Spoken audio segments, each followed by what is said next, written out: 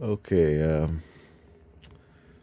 like I said, ladies have sex with your husband. Men have sex with your. See, I wasn't. I didn't want to talk about this stuff. This stuff is. Sometimes the stuff I talk about is hard to hear for people because now we get into like,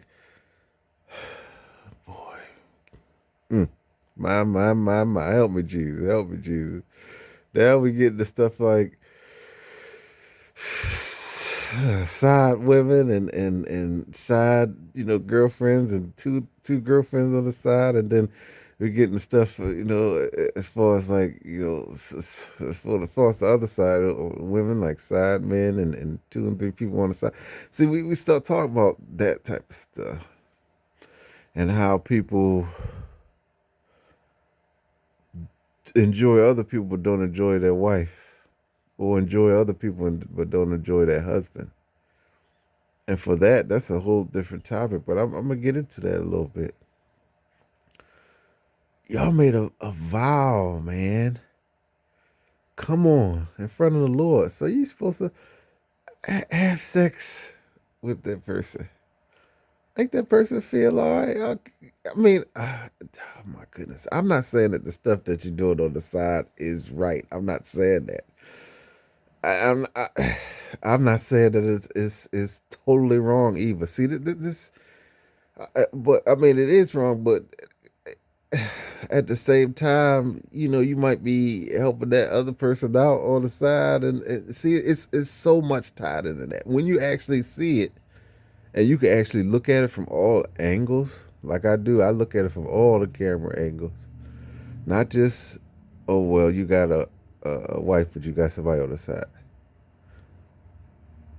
I don't look at it that way. I look at it from 100% angle. What you do with this person?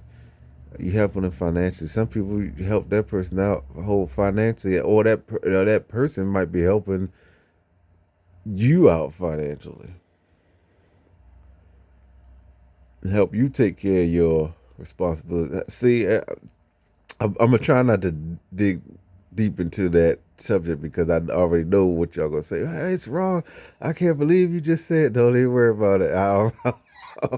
Christian boy already know, but I'm just showing y'all both sides of how things really are. They say it's a black area, white area, gray area of life, and all this stuff. I stay in the spiritual zone. Now, I guess that would be called the gray area, but I don't even look at. I stay in the spiritual zone. I stay where the way the things, this could be like this or could be like that. How is it? How is it? And then how is it? How is it on earth? And then how is it spiritually? Because spiritually, that's where it's at. The other stuff is just, you know, 10 and 2. It's just, it's uh, I want to say, in a way, I want to say, we look at things clockwise. You see, oh, it's 10 o'clock, 11 o'clock, 12 o'clock, 1 o'clock, 2 o'clock. No, it's going counterclockwise. It's 2 o'clock, 1 o'clock, 12 o'clock, 11 o'clock, 10 o'clock. If it's not doing that, time is it's really in a non-existence if our Elohim is the controller of it. He just kind of give it to us so we can function. Meaning that, like, okay, when you pass away, and no, I haven't forgotten about our topic. I'm just getting into something. When you go, you're not looking at your watch. Dad, what time is it? Looking at the people. Excuse me, y'all. Hey, how you doing? What time you got? They gonna be looking at what time? What you talking about? What you mean? What time? Ain't no clock watches. What time do you have? They gonna ask you the same question. What time do you look at your wrist and see what time you have? You look at your wrist, you can't find no watch. It's. Oh my goodness. So I say all that to say this. The stuff in a marriage is important. That's why you want to make sure that before you go down that aisle and this person's so great and the honeymoon is great and we done spent 50,000, 100,000, 1,000,000, 10,000. We done got married just in the house. We had a regular over. Before you go through all that, you better know that person. I guess now I gotta tell you some stuff about myself because, like I said, I wasn't even gonna be talking about this, but I was chilling with a little shorty or whatever, and I was actually uh, considering, marrying this woman, and when I brought it up, she just like she didn't know her ring finger ring size. She was so surprised because I guess she wasn't even thinking that way. But see, I be thinking stuff like that, and I was tearing up the. Oh my gosh. I apologize, y'all. It's just, I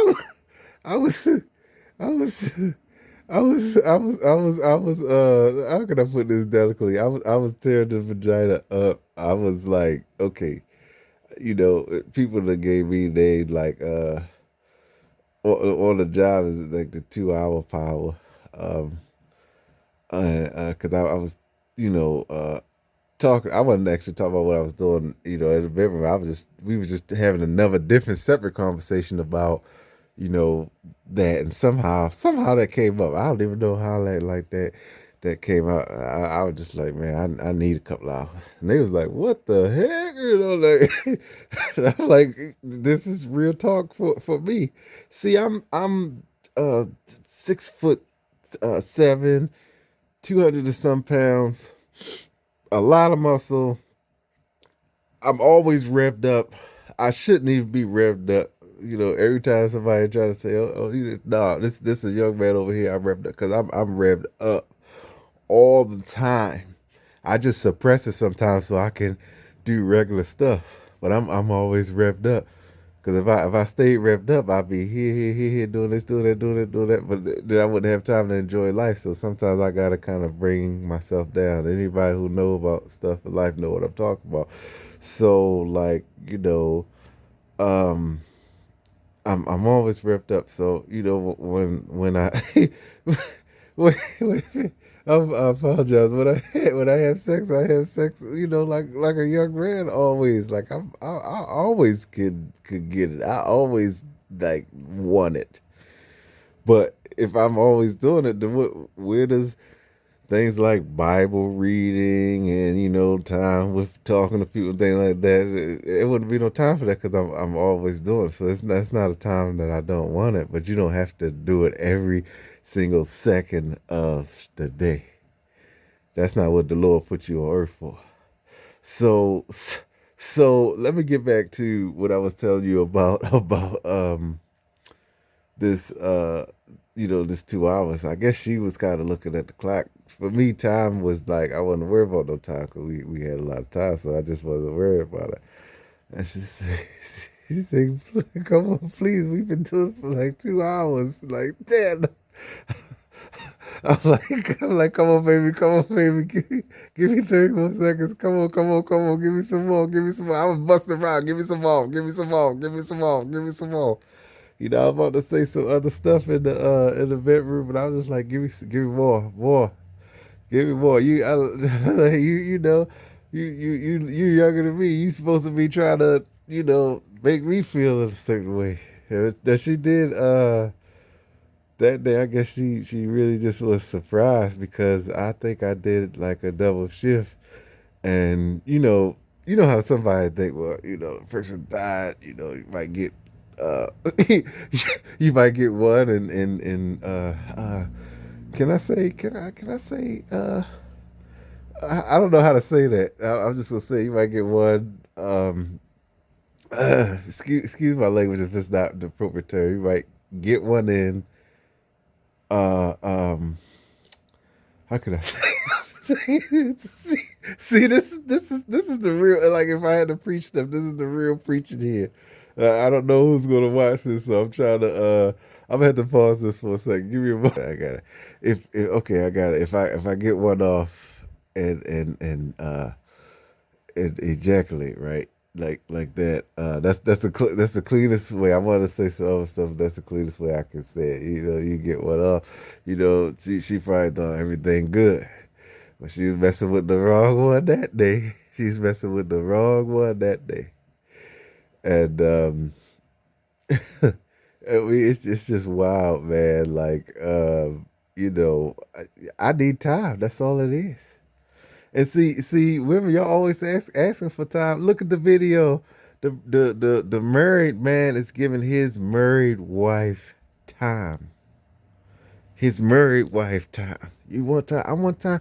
He he don't touch me. He don't do this. He don't do that. He don't put the rose petals in the bed. He don't do this. He don't do that. Well, dang, he done worked 24 hours. What else you need the man to do? He don't do this. He don't spend time. I know. I don't know the brother, but I was talking to somebody on the job about somebody else that just worked a lot and a whole lot, and then the wife was wanting them to come home and still like have a whole bunch of sex, but he worked like 2 or 3 shifts or something like that, or a couple different jobs or something like that. And I mean, he was still kind of getting it in, but it's at that point, there's only so much you can do. If I get up at 4 or 5 and I work till maybe like 12, and I'm doing that 6 or 7 days a week, and that's going to really be tight as far as scheduling. You're gonna have to wait till I get to a certain point. I might get you pregnant or something just so you can have something to do. I'm just now. Hold yourself. I'm just talking how y'all thinking that sometimes. You're like, well, I gotta do something. It's just when you see it, you can see it. When you see it, you can see it. But if you're thinking, oh man, he don't know what he's talking about. Hey, if you see it, you gotta. So sometimes, how can I explain this? Like some women need something to do, so give her a baby so she can be like, all right, had a baby, and then she messing with the baby, that she love you, she got time with the baby, and like she's like, oh man, he love you, blah blah blah blah blah blah blah, like that. I'm trying to paint you a picture here. So I mean, it's just like I said, it's complex, but that's kind of what you had to do, and they already had kids too, so that was a difficult situation. But at the same time, like come on, you got to be, you can't be too demanding when someone is working like that, because you put yourself in their shoes. And don't worry, I ain't forgot about you ladies as far as, the man putting stuff in your shoes when you feel like you're tired. So we're going to talk about that too. But at the same time, a situation like that come along, you got to take it for what it is. That's what being married is. You make some sacrifices. You got to compromise, Somebody got to work, pay the bills. Some way the bills got to be paid. So if he working 2 or 3 jobs, you go out and get you one. Kids, you got kids, okay, y'all put them in daycare or something, or have a family member watch them if you can't pay them. Then y'all can have your time together or whatever you do. You got to be thinking like that. Some of y'all don't plan enough stuff. Plan for the stuff. Plan for it. Plan for it. Plan for the stuff, okay? Make some plans, make some plans for things to occur. Talk to who you with. Come on now. Y'all gotta think like that. So let me go back to what we was talking about, more sex, more sex. Me, I like sex. Uh but at the same time, like I know that there's other things in life. But like I said, I'm revved up. Um and if you if you really want to know some stuff, we'll talk about this situation. How I was tearing it up in the bedroom, and I guess she couldn't believe. Maybe ain't nobody really treated her like that or something like that. But I liked what I liked. And to this day, I still like it. So, but then 2 days went by. I think I did two double shifts. Um, and I was really doing like a lot of work, like a whole bunch of work. So she said, I'm gonna get him. I'm gonna get him back. You knew I worked. The one day I think I worked till like 3 a.m. or something like that, something crazy like that.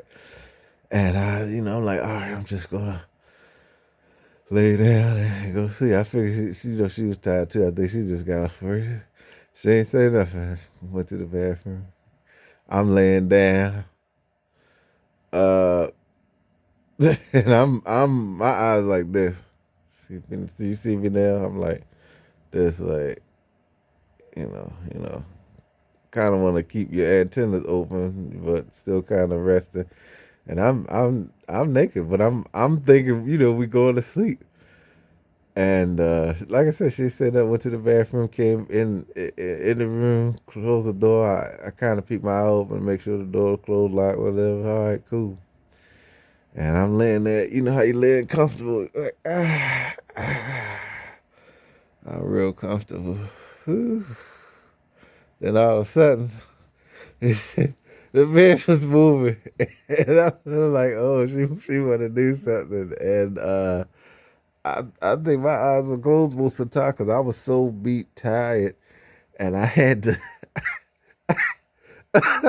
I had to take my my hand and because I almost she almost it almost happened. It almost happened the first time. I was afraid the first time, but um, praise the Lord on that. Um, it was wild the first time. It's just like I know that I how you explain it? Like I know that maybe some of it went where it wasn't supposed to be, but that's why you always pray before you have sex. Get on your knees. So maybe I got blessed, or just maybe it just wasn't meant to be something like that. But this time it almost really happened too, because my eyes were closed and I could barely get my hand to my what you. I could barely get my hand to my penis to take it out of her vagina to explode. You see what I'm saying? And like I said, it's just sex and stuff like that is wild, y'all. I can't believe that y'all got me talking about this crazy stuff early Sunday. But see, this is the real talking, and like when we got to get to the real preaching, the real talking, what's really going on, things get more difficult. So, if you made it through this video, you are one blessed individual. You are one blessed individual. So I'm gonna do one more short one to finish this sex talk. I'll be back.